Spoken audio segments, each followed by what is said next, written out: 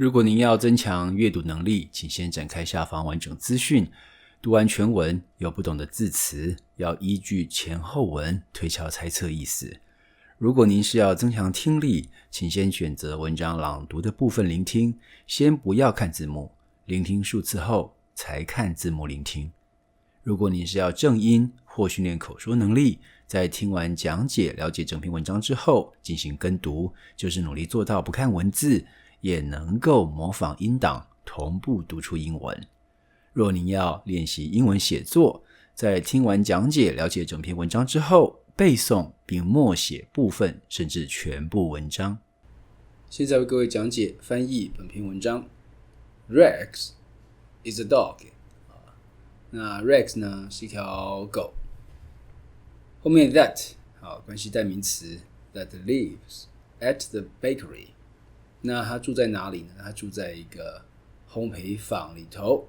那这个烘焙坊在哪里呢？ Next to our school。 那在我们学校旁边啊，在学校隔壁的烘焙坊。 He's cute and friendly。 他很可爱，而且呢很友善。 Every morning he stands in front of the school。 那每天早上呢，他都会站在学校前面。He stands in front of 在什么的前方。 In front of the school 在学校的前面。 To welcome everybody 那去来欢迎每个人。 We all see Rex as one of us。 我们都呢把 Rex 呢see Rex as 将 Rex 看作为视为 one of us 我们的一员，我们的其中之一。这个我们当然是指全体学生了， all the students of that school。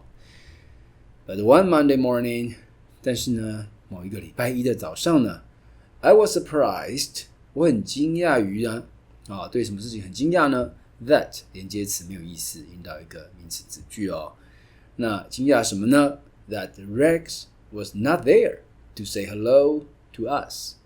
很惊讶于的发现说呢 Rex 呢他并没有在那边呢跟大家打招呼说 hello 那 Rex is in the hospital. He was hit by a car last night.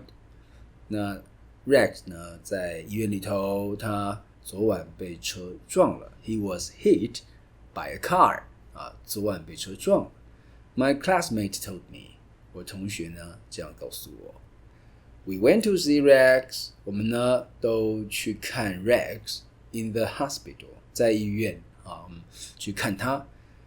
The day after school， 在当天那一天那 after school 放学后。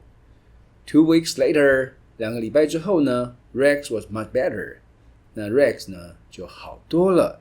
And we decided to take him for a walk， 我们决定呢要带他去散个步。 We decided to take him for a walk， 带他去散个步。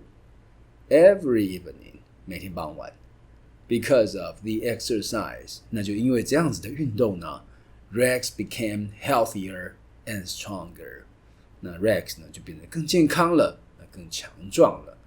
Soon he could happily run and jump again， 那很快的呢他就可以开心地又跑又跳 run and jump again。